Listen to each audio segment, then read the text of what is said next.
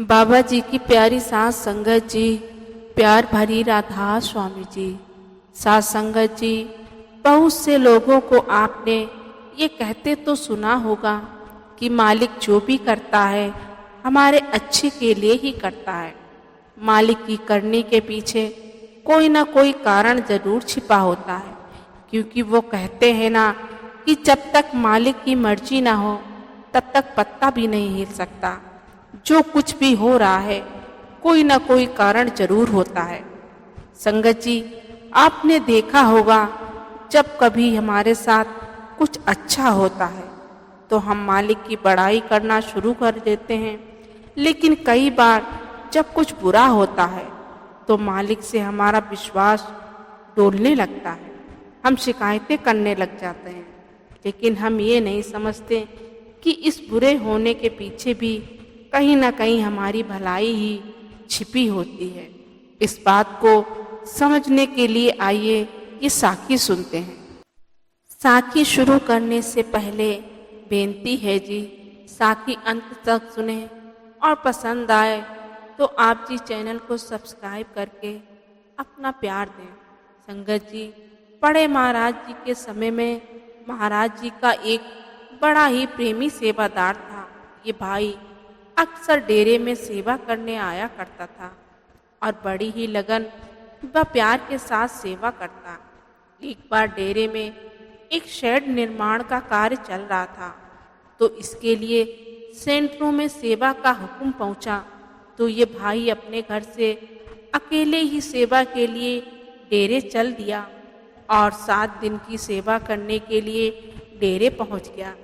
इस भाई ने 7 दिनों तक बड़ी लगन के साथ सेवा की और जिस दिन इसे वापस अपने घर जाना था उसी दिन डेरे में फिसलकर गिर गया। ये जब नीचे गिरा, जब डॉक्टरों ने चेक किया तो कहा कि आपके पैर की हड्डी टूट गई है, इसलिए आपको 5 से 7 दिन डेरे में ही आराम करना पड़ेगा।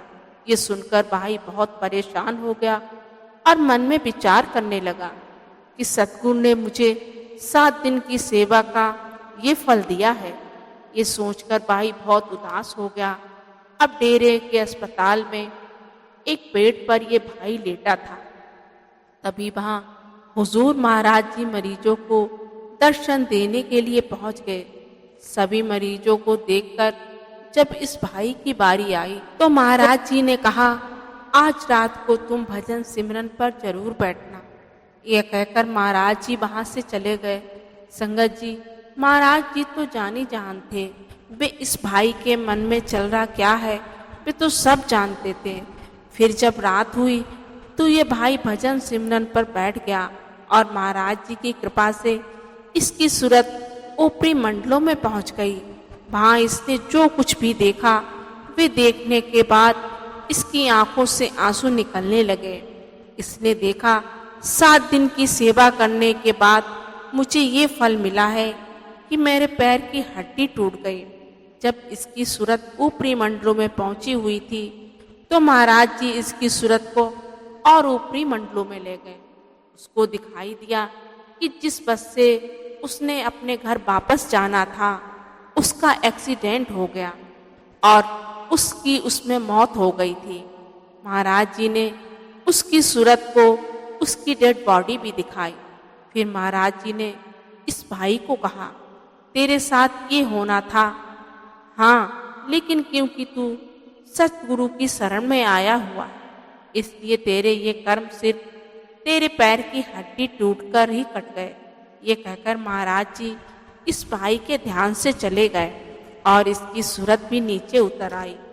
ये सब देखने के बाद वे भाई जोर जोर से रोने लगा और सतगुरु का शुक्र करने लगा और कहने लगा, मालिक जो करता है वे अच्छे के लिए ही करता है।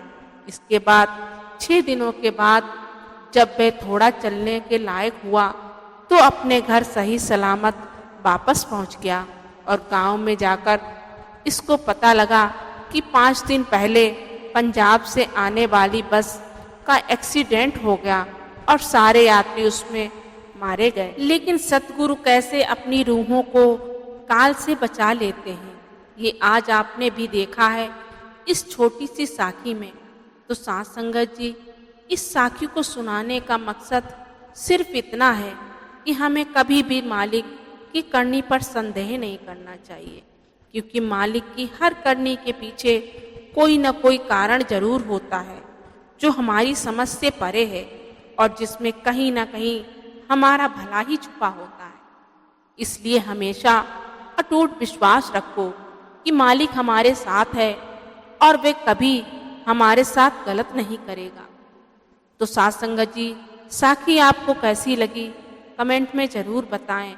अगर आप ऐसी ही बाबा जी की रूहानी भरी साखियाँ सुनना पसंद करते हैं तो आप जी हमारे चैनल को सब्सक्राइब जरूर करें जी। गुरु प्यारी साथ संगत जी, राधा स्वामी जी।